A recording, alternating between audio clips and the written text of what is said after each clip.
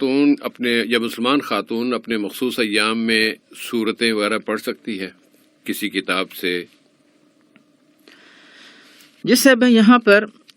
عام طور سے تلاوت قرآن جو کہ اہم عبادت ہے اور بہت بڑے ثواب کا کام ہے، لیکن اگر کسی خاتون کو مخصوص ایام کا جو معاملہ پیش آ جائے، ایسی صورت میں کوئی خاتون تلاوت کر سکتی کہ نہیں کر سکتی، اس سلسلے میں اکثر علماء ممانعت کے قائل ہیں کہ یا نہ تو وہ قرآن مجید کو ہاتھ لگا سکتی ہے اور نہ ہی زبانی پڑھ سکتی ہے، البتہ ذکر و اذکار کر سکتی ہے۔ یہ اکثر علماء کی تحقیق ہے، لیکن امام ابن تیمیہ رحمہ اللہ، امام ابن القیم اور دور حاضر کے جو مشہور علماء ہیں ماشاءاللہ،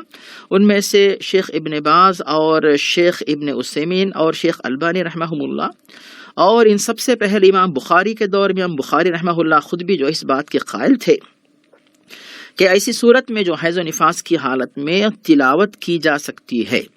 اب یہاں پر احتیاط کے طور پر علماء نے بات پیش کی، چونکہ ایک روایت وارد ہے مسند احمد میں کہ لا یمس القرآن الا طاہر،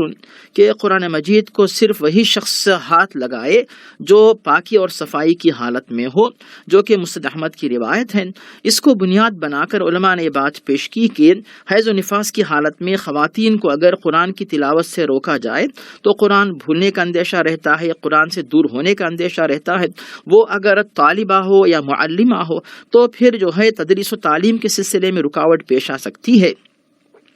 اسی لیے علماء نے حیض و نفاس کی حالت میں علماء کے لیے شرعی دلائل کی روشنی میں اجازت دی ہے، لیکن یہ کہا کہ احتیاط اس طرح کیا جائے کہ جب کوئی خاتون جو ہے مصحف شریف کو ہاتھ لگانا چاہے، دستانے پہن کر وہ تلاوت کرے، تو ایک پرانے دور کی بات اس سے ہے، لیکن آج کے دور میں ماشاءاللہ یہ سہولت آ گئی کہ جو موبائل فون ہے اس کے اندر اگر کوئی خاتون تلاوت کرنا چاہے تو دستانے پہننے کی ضرورت نہیں رہے گی، کیونکہ موبائل فون کو مصحف شریف نہیں کہا جاتا، قرآن نہیں کہا جاتا، بلکہ موبائل فون کے اندر جب اس پروگرام کو آن کیا جائے، سٹارٹ کیا جائے، تو پھر